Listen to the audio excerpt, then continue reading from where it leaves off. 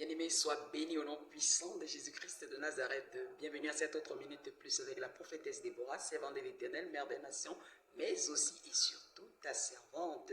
J'espère, bien-aimé, que tu grandis bien dans ta foi, que tu t'approches encore davantage, malgré, n'est-ce pas, tous ces signes des fins des temps que nous sommes en train de tous expérimenter, selon ce que le Dieu de gloire avait annoncé. Le Seigneur Jésus-Christ de Nazareth avait annoncé dans Marc 13, dans Matthieu 24. Oui, bien-aimé, nous sommes bel et bien à la fin des temps, et il faut être vigilant pour éviter, n'est-ce pas, de se laisser détourner, n'est-ce pas, par l'ennemi et se retrouver là où tu ne dois pas te retrouver.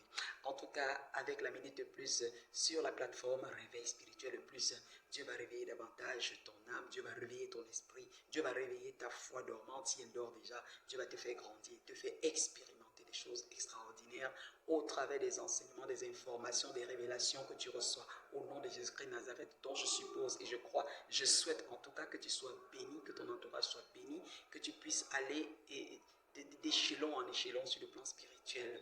Merci de rester connecté, merci de liker, merci de t'abonner même si tu ne l'as pas encore fait et surtout de partager quand le Saint-Esprit t'inspire parce que ce qui te sauve, ce qui te marque, toi, certainement quelqu'un d'autre quelque part en a besoin aux quatre coins de l'univers. Donc tu es béni au nom puissant de Jésus-Christ de Nazareth.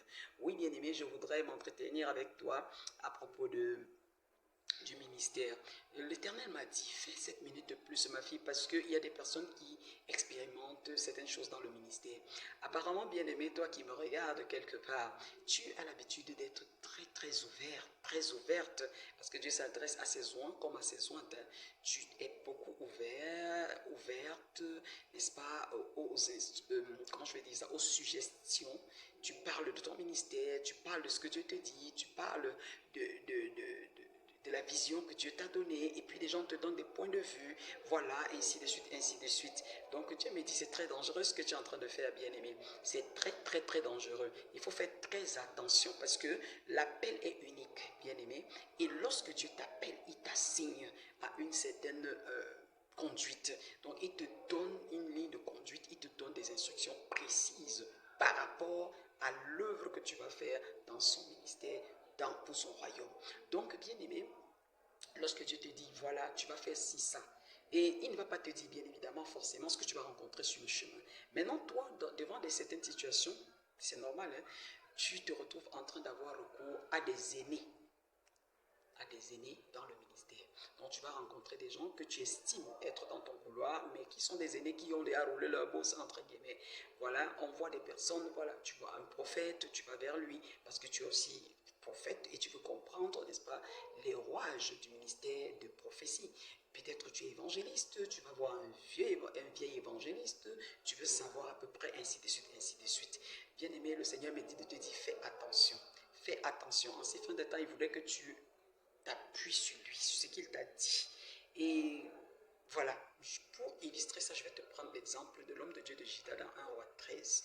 Il est allé à Bethel et il a fait puissamment, c'est-à-dire que il a rempli une mission avec brio, avec onction, avec puissance, bien aimé, qui était de détruire, n'est-ce pas, l'autel diabolique d'idolâtrie qu'avait érigé Jéroboam à ce temps-là, en ce temps-là.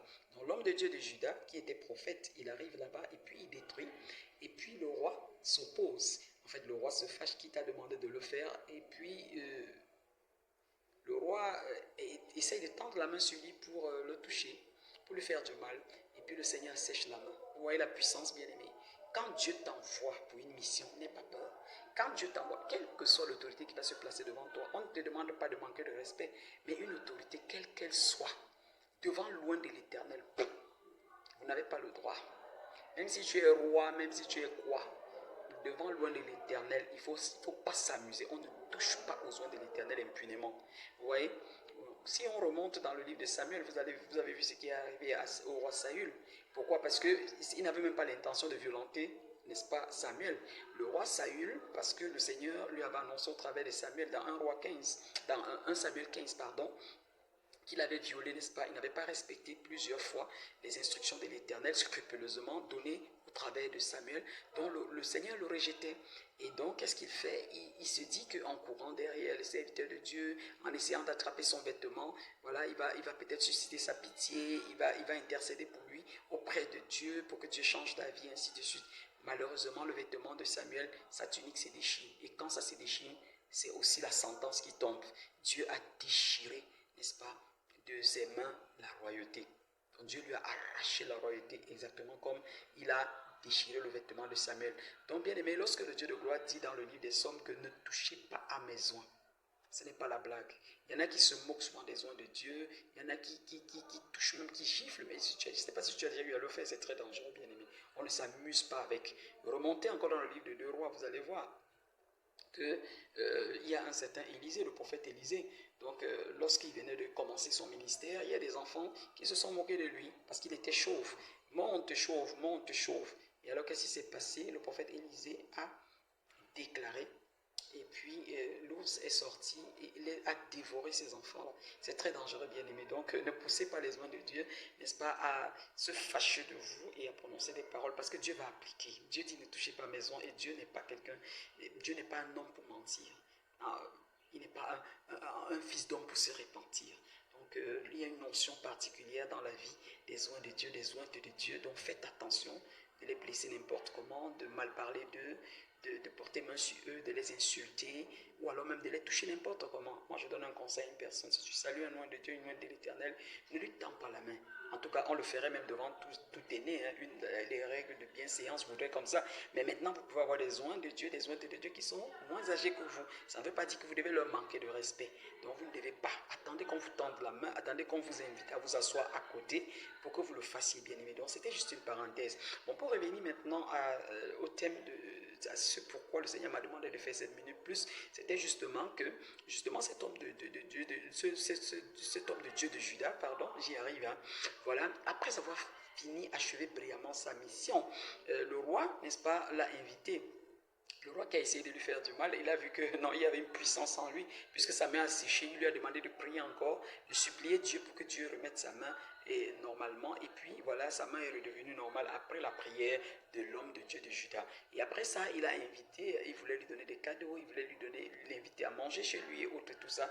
Bien qu'il y avait des mets succulents et autres, tout, non, l'homme de Dieu de Juda avait reçu instruction de la part de l'Éternel de ne point s'arrêter pour manger quelque part. Il devait aller faire la mission, il part. Bien aimé, sache que ce n'est pas partout où tu pars rendre le ministère, faire une mission que tu vas t'arrêter pour manger les gros couscous, que tu vas t'arrêter pour prendre les grosses enveloppes. Fais attention.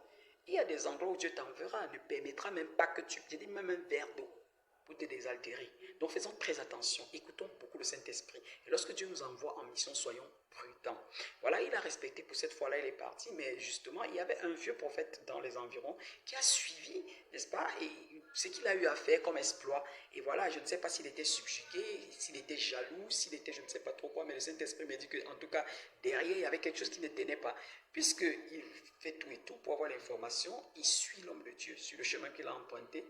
Et puis, arrivé là-bas, il lui propose de venir manger chez lui. L'homme de Dieu maintenant de lui dire ce qu'il ne devait pas aussi faire. Ça, c'est aussi une erreur du ministère. Ce n'est pas toute information que tu dois donner. Parce qu'il lui a dit, j'ai reçu pour instruction de la part de l'Éternel de ne m'arrêter nulle part pour manger. Il n'avait pas à lui donner ces détails. Il y a des détails de ton ministère, les détails de ton appel. Ce que Dieu t'a dit par rapport à ta vision, tu n'es pas obligé de dire à n'importe qui, bien-aimé. Garde ça pour toi. Il y a des visions qui ont été volées, qui ont été détournées, qui ont été détruites. Parce qu'on a ouvert la bouche pour dire, Dieu m'envoie, voici ma vision, voici ma mission, voici. Non, il y a des moments où Dieu te permettra de le dire et tu vas le dire sans aucune crainte. Mais entre-temps, quand tu es en formation, tu es encore en train de t'élever, tu es encore en train d'avancer, tu n'as pas besoin de donner certaines informations. Que le Dieu de gloire te donne l'intelligence, la sagesse céleste pour te taire quand il faut te taire concernant ton ministère au nom de Jésus-Christ de Nazareth. Que Dieu te donne de discerner les oreilles à qui tu laisses entendre certaines choses concernant les secrets de ton ministère au nom de Jésus-Christ de Nazareth. Que ce soit plus dans le secret que Dieu te parle et non que ce soit en public que tu viennes recevoir tel. Voilà. Comment il a réussi à le convaincre? Parce qu'il a dit que je suis aussi prophète comme toi. Dès qu'il a suivi ça, beaucoup de personnes, oui, voilà, un vieux dans le ministère, un vieux pasteur, je vais aller vers lui pour qu'il m'enseigne, pour qu'il me montre certains secrets du ministère. Dieu peut le permettre à des moments, mais pas toujours. En tout cas, si le Seigneur m'envoie parler à une personne, c'est une personne qui pense toujours s'appuyer sur les humains. Ce n'est pas les humains qui t'ont appelé. Ils sont tes aînés, certes. Dieu permettra à un moment donné que tu observes, que tu puisses copier ce qui est bien, et le Saint-Esprit de Dieu. Parce que quand Dieu t'a appelé, bien aimé, il te donne tout ce qu'il faut pour que tu grandisses. Maintenant, il faut que tu sois sage. Je suis en train de m'adresser à une personne qui exagère, qui met toujours sa confiance en d'autres, qui part s'expliquer ici, demander des informations par là, vouloir toujours savoir. Bref, n'entreprend pratiquement rien de par soi-même. Ou alors même quand Dieu t'a parlé, tu es toujours en train de douter, il faut que tu ailles vers les autres te renseigner, ainsi de suite. Dieu te demande d'arrêter ça au nom de Jésus. Parce que beaucoup de personnes savent que ton ministère est puissant, beaucoup de personnes savent qu'il y a des choses que tu risques de réaliser qu'elles n'ont pas réalisé pendant tout le temps de ministère, 20 ans, 30 ans, 40 ans. Et on te voit venir en force, bien-aimé. Mais on va agir comme le vieux prophète, c'est-à-dire te détourner, c'est-à-dire que te mentir, parce que le vieux prophète a menti. L'ange de l'Éternel lui a parlé, lui a demandé d'inviter ce monsieur chez lui. Et c'est pour ça qu'il a suivi, il est parti, il a mangé. Et c'est lui-même qui a encore sorti sa sentence, parce que l'Esprit de Dieu l'a saisi, il a reçu l'information. Et il a sorti la sentence à cet homme de Dieu de Juda, comme quoi son corps, n'est-ce pas, ne serait pas mis dans les sépulcres de ses pères. Vous voyez, bien-aimé. Et la Bible nous dit justement que sur le chemin, quand il rentrait, alors un lion est sorti de je ne sais d'où, et puis l'a tué. Il n'a même pas mangé son corps était posé là. Et justement, ce qu'avait annoncé le vieux prophète est arrivé, son corps a été mis, n'est-ce pas, sur les autels où on brûlait les trucs, et puis ça a été détruit avec. Donc, bien aimé, franchement, il faut faire très attention. Le Seigneur te parle aujourd'hui. N'écoute pas la voix du vieux prophète. Beaucoup de personnes viendront te dire, oh, tu ne vois pas que vraiment ce par quoi tu passes là, les difficultés dans le ministère et autres, tout, c'est un peu trop. C'est celui qui a la main du diable. Fais comme ça, fais ceci. Il faut réclamer à Dieu qu'il est temps qu'ils n'ont pas à te dire ce que tu as fait, bien-aimé. Non. Vous n'avez pas le même parcours. Vous pouvez avoir le même appel. Vous pouvez avoir le même couloir. Mais vous n'êtes pas obligé d'avoir exactement les mêmes manifestations. Vous n'avez pas la même mission. Chacun porte sa mission. Chacun porte sa croix. Donc Dieu me dit de te dire, bien-aimé, toi qui me regardes, toi, oint de Dieu, toi, oint de l'Éternel, arrête de t'appuyer sur les autres. Apprends à rentrer dans le lieu secret, à te renseigner auprès de l'Éternel. Et même si une personne te dit quelque chose, on ne te demande pas de jeter du revers de la main, mais prends le temps d'examiner. Même quand quelqu'un te dit quelque chose, Dieu m'a dit de te dire ceci, je vois que ton ministère là, si tu orientes comme ça sera bien. Sache discerner qui te parle et quand est-ce qu'on te parle, bien-aimé. Sinon, tu risques de tomber dans ce piège du vieux prophète. Les vieux prophètes, ce n'est pas seulement les aînés dans le ministère. Hein. Vous allez voir un enfant, un jeune comme vous allez voir quelqu'un peut-être moins âgé même que vous qui va venir vous dire quelque chose, peut-être parce que vous avez vu une notion de révélation à la personne et autre tout. Et vous écarquillez les yeux, vous écoutez la personne religieusement, vous allez appliquer ce que Dieu ne vous a pas dit. Ce que Dieu n'attendait pas de vous. Oui, Dieu peut permettre ça. Il peut laisser que ça se passe pour vous mettre à l'épreuve. Est-ce que vous allez être ferme par rapport à ce qu'il vous a dit? C'est ce qu'il vous a dit dans le secret qui compte. Ce n'est pas ce que les gens pensent ou les conseils qu'ils ont à vous donner qui comptent. Donc j'espère que tu as compris, bien-aimé. Je pense que le Saint-Esprit va davantage développer cela pendant que tu écoutes au nom de Jésus-Christ de Nazareth. Tu vas être repéré, tu vas savoir que le Seigneur est en train de te parler. Et tu vas comprendre pourquoi, à qui tu t'es adressé et comment ça s'est passé. Et déjà même tu auras des signes. Tu auras des signes pour comprendre que tu n'aurais pas dû. Donc, ne retarde pas ton ministère, bien-aimé. Ne freine pas les élans de Dieu. Ne change pas les paramètres, bien-aimé. Ne courte pas ton ministère parce que tu vas toujours t'ouvrir pour dire ci et ça. Demande à l'Éternel et il te répondra parce que nous avons son Saint-Esprit et il est capable, n'est-ce pas, de nous parler. Vous êtes bénis au nom puissant de Jésus-Christ de Nazareth. Merci d'avoir écouté. Likez, partagez, abonnez-vous pour la gloire de Dieu. Au nom de Jésus-Christ de Nazareth, à la prochaine minute de plus. S'il plaît à Dieu. Bye bye.